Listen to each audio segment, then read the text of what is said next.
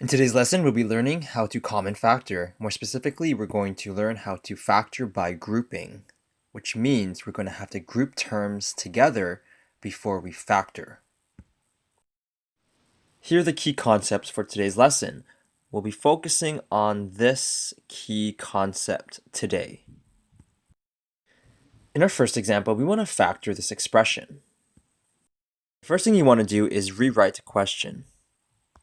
ax plus ay plus 2x plus 2y. If you look at these four terms very closely, none of them have a common factor. However, if I group them together, you'll see that there is a common factor within these groups. For example, in our first group, the variable of a is common between these two terms. And in our second group, the coefficient of 2 is common between these two terms. Therefore, in our first grouping, we can factor out an a. I'm going to skip some steps. If you've watched the other lessons, you should be pretty good at this by now. I have x plus y, and over on the right, I'm going to factor out a positive 2 from this grouping, which leaves us x plus y. At this point, we're going to factor out a binomial. If you saw the previous video, you'll know what to do. So I want you to treat these terms as two terms. What is common between these two terms? The binomial x plus y. Therefore, I'm going to factor out x plus y, which leaves me a plus 2. You need to remember that when you factor by grouping, different students can approach different questions differently. Therefore, your work might be different, but you will come to the same final answer. In our second example, we want to factor this expression. The first thing you want to do is rewrite the question. mx plus my plus 2x plus 2y. If you look at these four terms very closely, you'll notice that they do not have any common factors. However, if I group the two terms together and these two terms together, you'll see that the terms within the first grouping have a common factor of m, and the terms in the second grouping have a common factor of 2. Therefore, I'm going to factor out m in my first grouping, which leaves me x plus y. I'm going to take a look at my second grouping. Here I'm going to factor out a positive 2, which leaves me x plus y. At this point, we're going to factor out a binomial. So we want to treat these terms as a single term and these terms as a single term. You'll notice that they have something in common. They have a binomial of x plus y in common. Therefore, I'm going to factor out x plus y, which leaves me m plus 2. In our last example, we want to factor this expression. The first thing you want to do is rewrite the question.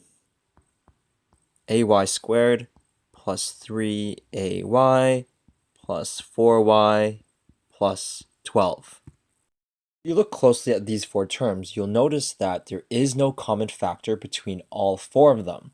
However, if you group them, there are common factors present. So I'm going to group them like so. I'm going to take a closer look at the first grouping. I want to take a look at the numbers. There's a coefficient of 1 in front of the first term, and there's a coefficient of 3 for the second term. So let's find the greatest common factor of 1 and 3. And that should be pretty easy. The greatest common factor is 1. Now we want to take a look at the variables. Are there any variables common between these two terms? A and y are common between these two terms. Now we have to look at the exponents. A has an exponent of 1 here, and a has an exponent of 1 over there. Therefore, the lowest exponent that we have is 1. Again, we're going to look at the exponents of y.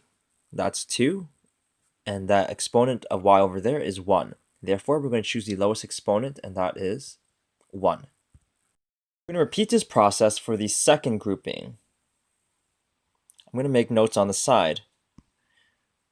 So for my second grouping, you want to take a look at the numbers that are present between these two terms.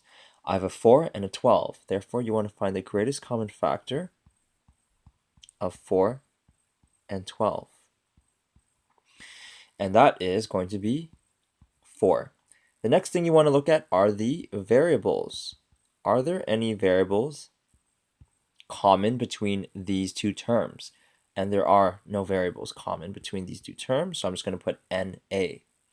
Now, we're going to do the same technique which we did in the very first video about common factoring.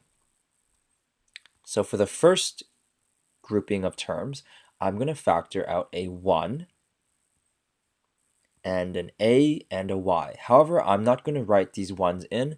Therefore, all I'm factoring out is a and y. Again, when you're factoring out something, you're dividing. Basically, I'm going to skip the steps here. I'm going to be left with a y over here, and I'm going to be left with a 3. Now, let's take a look at the second grouping of terms. I want to factor out a 4. Okay, so I'm dividing all of these terms by 4, which leaves me a y and leaves me 3. Now, we're going to factor out a binomial from these terms. I want you to think of these terms as two terms.